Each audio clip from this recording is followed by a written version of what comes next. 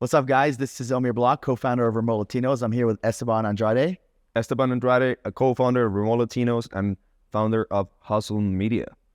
I love it. And today we're going to talk about hiring journeys in the remote world. I'm going to be asking him questions. He's going to be asking me questions. And hopefully you guys can learn how to source talent, hire talent, recruit talent, train, retain, and most importantly, utilize them to scale your business so you can take whatever you're building right now to the next level. We explode businesses, so ensure that if you have no idea about business at all, our team will help you. And remember, you build businesses out of systems and you scale them through people. There you go. Let's go. Mr. Esteban, first things first. What is the biggest mistake? What is the biggest mistake business owners make when it comes to hiring? I think one of the biggest mistakes, it comes down from the very root causes. You go back. So one of the biggest mistakes of when hiring is like actually not being prepared to hire. And not being prepared to hire will inflict that you'll have a bad interview process. You're not gonna know what to ask to this person. You're not gonna know what to look for this person. You're not gonna know what type of role you specifically want, or you don't even know how to set up this person to success once they get inside of your company. And that is like a domino effect for every single thing. If you were to hire that person and you do it in a rush because you're not prepared, then probably that person, you can get the right person in the wrong seat. You can get the wrong person too, and you should have done way more preparation, way more interviews, way more things. And if you get that person in and still the wrong preparation, you're onboarding for that first person, that first day, it's going to be horrible. I can guarantee you that they're not going to be prepared. They're not going to be impressed by your company. And then the entire month, the entire first week, entire month, it's also going to be horrible for these candidates because you're not prepared to actually hire. You got to set up yourself for success, but you also have to set up the candidate and the new hire for success. Love it. The biggest mistake business owners make when it comes to hiring is that they try to do everything on their own and they don't work with professional companies that do this on a regular basis, right? Instead of bringing this in-house and utilizing companies like Remote Latinos, they try to do everything on their own. So they have no criteria for the person. They don't know where to get started. They try to go on Upwork. They waste all this time instead of focusing on setting appointments and closing appointments. And when you do that, you're taking away time and you're taking away money from your business. So guess what happens then? You're hiring the wrong person. You don't know what you're hiring for. And ultimately, your business doesn't scale and you start at point zero again. It's like the hamster wheel for recruiting. So if you're looking to hire all types of talent, from closers to lead managers, acquisitions, transactional coordinators, executives, I mean, you name it, we place it. Let's work together. Let's show you the type of talent we have. Let's get you on interviews this week and comment the word VA below and let's get connected. Yeah. And here's one thing, guys. I really need to say it. A lot of you guys shouldn't hire, should not hire at all. And you should never become a business owner in the first place because you are not thinking about others. You're only thinking about yourself. You're ultimately only a freelancer. You're only good at working for yourself. You're self-employed. You'll never be a great business owner. However, if you do want to be a good business owner, you have to make sure that before you hire, you have a good capital in order to leverage this person. Because regardless of you hire in the US, Canada, Colombia, Latin America, anywhere, Mexico, you have to have the right amount of budget in order to pay them, in order to give them the salary, the training, the resources, and the time, because that's how they're going to grow. Remember, they come in here for a career. So if you don't show them that this is going to be a place where they can stay here long-term and a long time, then they're probably only going to be here temporarily. And let's say it's raining outside. I always use this analogy. It's raining outside. It's a lot of thunders for their life. There's a lot of things going on. Maybe they just lost their job or just haven't been able to find their ideal job. And they just happen to see your job. And if they don't see themselves in the long term, they're only going to see your job as a temporary thing so that whenever it stops raining, they go out again to look for another better job. Yep. So Just make sure you do that. Esteban's hired tons of rockstar team members to help his agency scale to millions of dollars. Esteban, what are the top platforms you have used to find, source, recruit, and hire the talent that you currently have outside of using remote Latinos? Because you hired obviously people from our own company. If you're a business owner, what are the top platforms they should use to hire the talent if they have a recruiter in-house or somehow they have the time to do it? So so there's a few platforms that you could potentially use. First, if you have the referral platform, that's the best ever, because people are gonna tell you, hey, go work with this other company because I know them. They're gonna be treating you real nice. Referrals are always the best. You can actually tell them, hey, if you bring them, I can give you a fee. I can give you $500. I can give you $1,000 depending on the position of the company. And also, if you have an employee, you can tell them, hey, look, in the next 4 years, if you help me hire this executive or high-level A player that I need, I'm going to make sure to give you a percentage of their salary for the next 4 years as long as they stay here in this company. And that could be an incentive, kind of like a referral program, affiliate program within your own company. You can always do that. Those are the best. The second thing, the second one that I would really use is like Facebook groups. Facebook groups, people have no idea how valuable it is.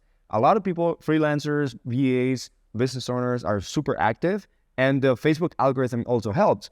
And if you know how to post something like, for example, who's looking for a remote job that starts at $5 an hour plus bonuses remotely in the US. And that it's going to be big in there, bold in the Facebook group post, and then people are going to start commenting. Some people are going to send you messages in the private messages. And you could potentially stir the pot by just letting people know that you're looking for a remote talent virtual assistant with a good offer. And it could also be better than that. We pay up to $2,000 a month. And for people in, let's say, Colombia, Mexico, South Africa, people in Honduras, El Salvador, that's a freaking amazing doctor's money. So if you give them a good offer and you engage them on Facebook group and you reach out to them, and actually we started using an app to do that. You reach out to them and you tell them, hey, this is who we are. This is what we can offer. I see that you're a potential virtual assistant. Just go through our screening process, basically the talent acquisition process. Then you'll find players in Facebook groups. I love it. I love it. So one of the best ways to find remote talent is by going on Facebook groups and making very, very enticing posts that you can fulfill. If you are not able to fulfill $5 an hour, $1,500 a month, whatever the case is, do not overpromise and underdeliver. Now, one of the things that we started doing in our company is that whenever we hire someone and they are part of a team, they have a leader that they are working with, I now reward them when they hit their bonus. I reward the leader when their team starts hitting their bonuses. So now that the leaders, not only do they get paid already better than their team, now they get an extra commission if their team hits their bonus, right? It could be an appointment set goal. It could be a recruiting goal. It could be an interview goal, whatever it is that has to do with our team. So the question is, how can you reward your team in order to find the best talent? And how can you create the enticing post that people are looking for on a regular basis? Here's a few platforms where you can actually find good talent and you can do it on your own. It's going to be a grind. It's going to be a lot of work. But you're gonna find people. Number one, it's gonna be onlinejobs.ph. Number two, it's gonna be upwork.com. Number three, it's gonna be Facebook groups. Number four, you can run ads by yourself on Facebook with a great offer, and you're gonna target specific locations in South America, Latin America, South Africa, Serbia, anywhere like around the world that has like really good talent. And number five, it's gonna be an app that we've been using. It's Youre. We've been using also remote code. We've been using those platforms. Which one am I missing? I think I'm missing something. Like maybe probably Indeed and LinkedIn are freaking amazing. You do outreach with them. You create also job posts, and people are gonna be coming in. They're also professional. You know, they're like wearing the tie and the nice blazer in their Indeed picture. So you're gonna be able to find professional people from Colombia, Venezuela, South America, Argentina, Brazil, Mexico. So those are great. Like your guy is in LinkedIn 100%, or your gal is in LinkedIn. I love it. Love it, love it, love it, love it. Guys, by the way, if this is any valuable, just subscribe to the YouTube channel and follow us for more content. After hiring A players, we have got it dialed in to know exactly what it's like to source and to hire and to ensure that they are actually A players.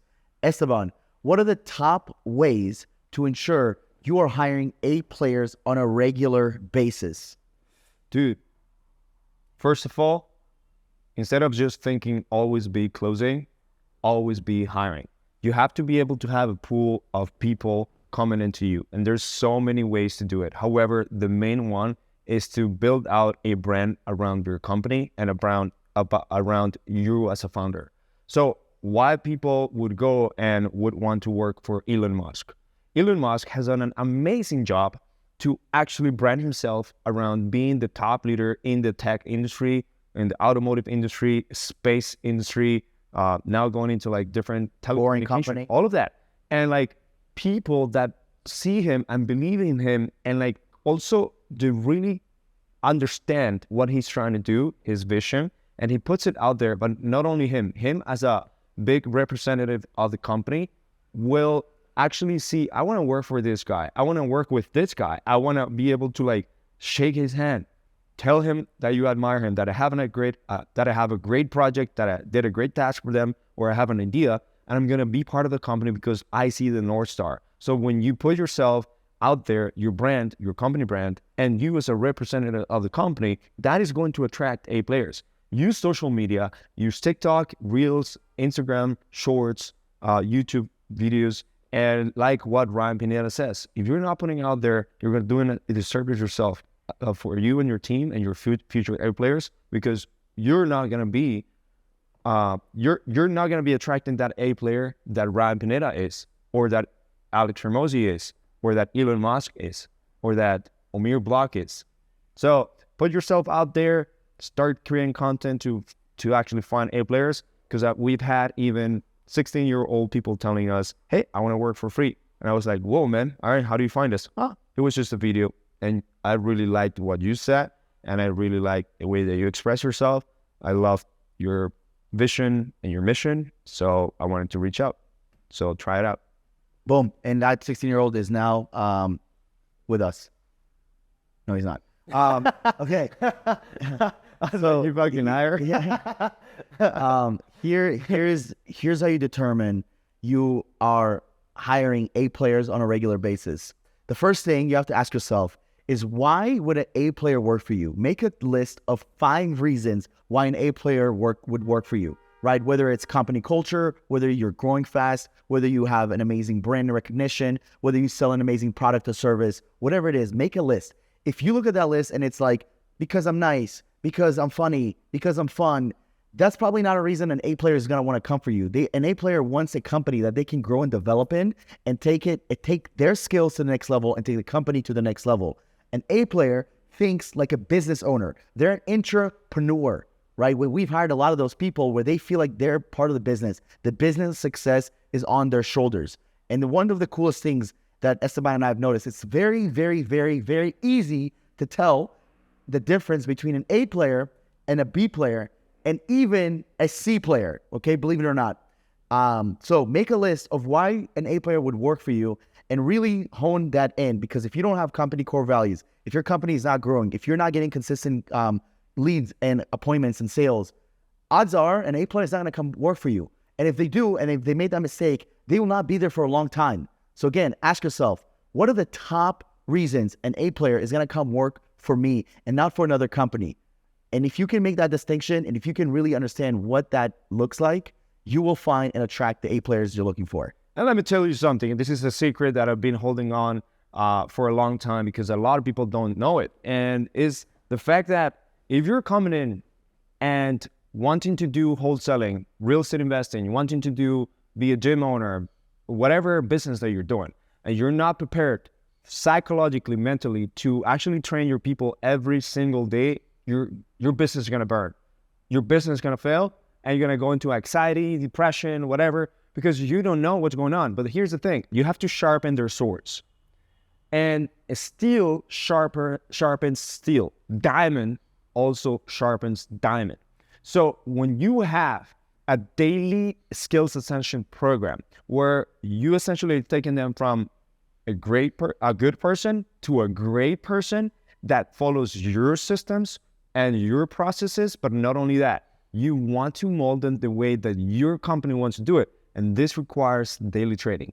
Every single freaking day, you have to be able to go into like these daily huddles, daily trainings, checking up on them, making sure that they're feeling well, making sure that their stamina and the way that they're feeling about the job, about the clients, about the system, about the process, and they will be giving you feedback, all right? So this feedback is ultimately what you need in order to train them better, in order to set right expectations, in order to actually, in order to get the right vision for them, because sometimes you're gonna see that people are, if they don't have any touch points with you, they're gonna lose the desire of being there in that company or in that job.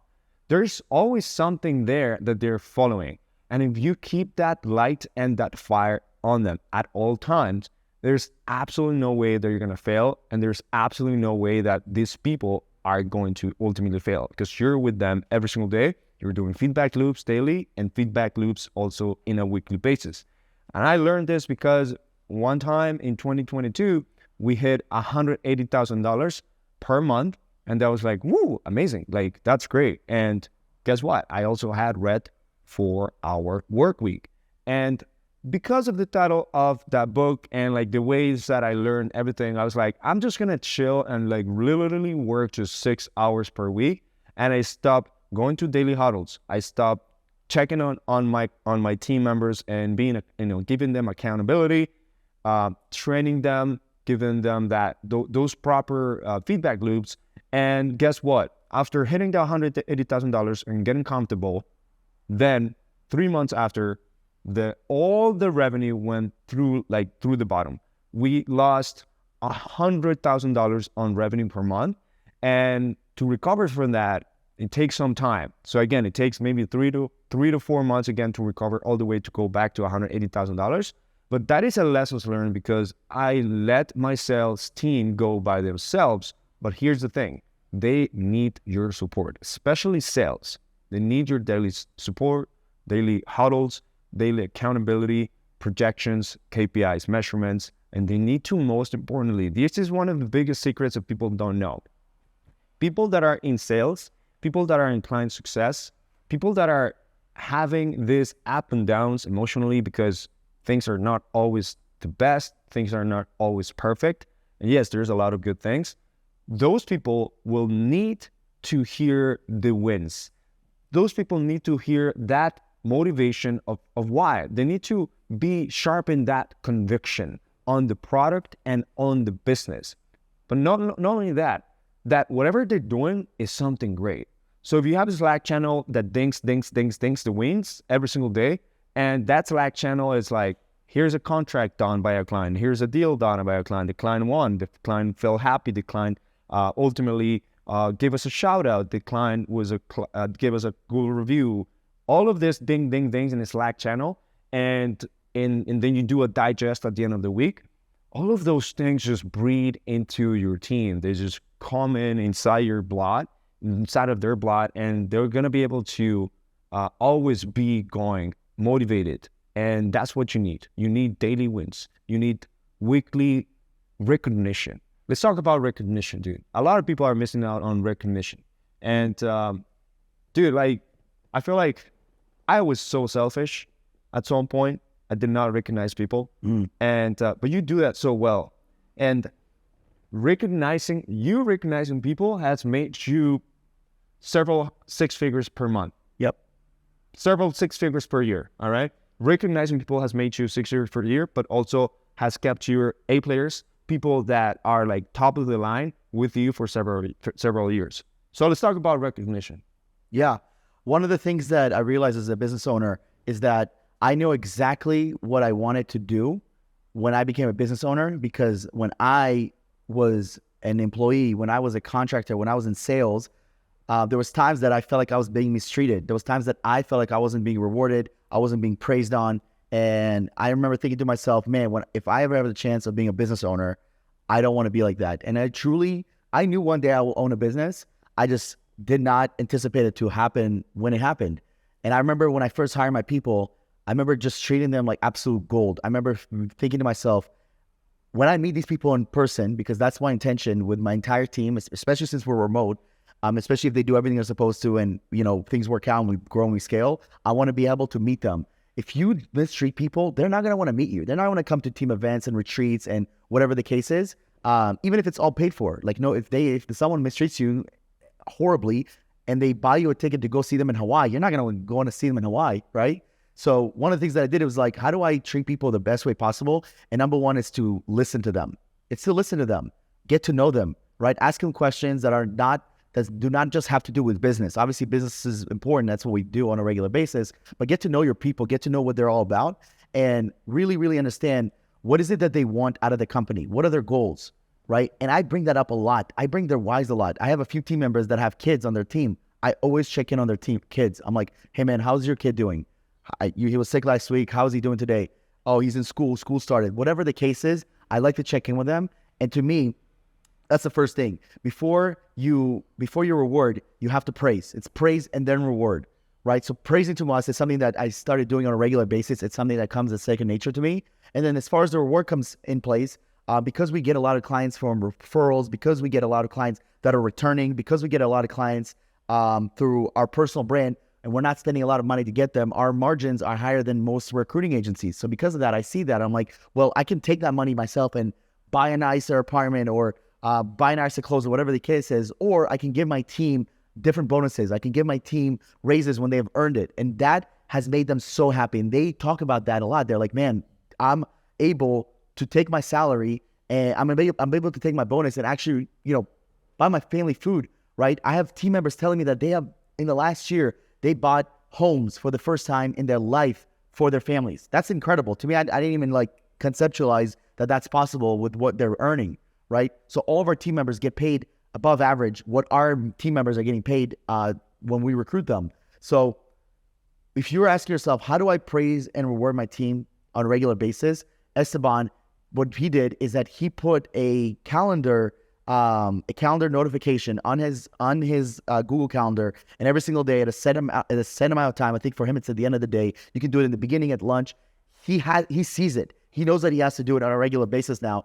And one of the things that I saw him do and grow is become a leader that his team is proud of, right? And a lot of his team sees that, and they're like, wow, he actually cares about us. And it wasn't that he didn't care about his team before. It was the fact that he didn't come from places that were recognizing him. And for him, it was like, I don't need the recognition. But for me, I wanted the recognition, right? I wanted to be recognized. I felt like I was working my ass up. And it depends on the person. I truly believe that every person wants to be recognized. They want to be praised on a regular basis. And if you do not do it, you're missing out on getting to know your people, on keeping them a little bit longer, and most importantly, building a team culture that attracts A players. Yes. And if you really need to actually treat your team members as trash, to figure out that your company is not going to grow, and to figure out that your company is just going to go into flames. Now, obviously, that's not what you want to do. And in order to know that you have to build a great company, you have to understand how people feel in a regular basis. What are these people actually feeling? Because yes, people want money. People want to ultimately get commissions. People want money, but that's not really the main thing for majority of them. The main thing is that they want to be part of something, especially a startup. They want to be part of something where they see themselves just being an integral part of that business, backbone or some sort of pillar. And maybe they also see an opportunity of just leveling up. That leveling up can be so many ways. Could be leveling up as a person, leveling up as a community with your team members, leveling up as their career, money, like maybe they're gonna ascend to a different position in the future, or maybe the company has such a big vision. Like us, for example, we will build a 50 million, 100 million company. All right, and people will see this. We live and breathe, everything that we do in our company is actually for them. Everything that is good happening in our company is because of them. And everything that is bad happening in our company is we take ownership on that, all right? That's the way that you got to see it. When you see that way, then people are really going to stick for you. People are going to work harder for you. People are going to go above and beyond. People are going to stay later at night. They're going to figure out things for you. Like, let's take an example. So Google did an exceptional job at partnering up with their employees. Google actually purchased the idea or collaborated the idea with their employees about Google Maps. Google employees just came up like, hey, we can create this product within the Google products where people can find anyone around the world through Google Maps. So they created this sub-product and Google partnered with them. They ended up being entrepreneurs and ultimately the employees won, Google won.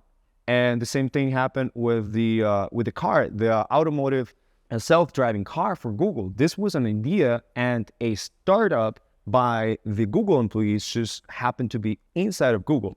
So when you partner up with your employees, when you share them the vision as a startup, you're a startup from like 3 to 5 years being in the business, you will find that a lot of people will want to create things and go above and beyond. People will want to really, really over-deliver. People will want to really work hard.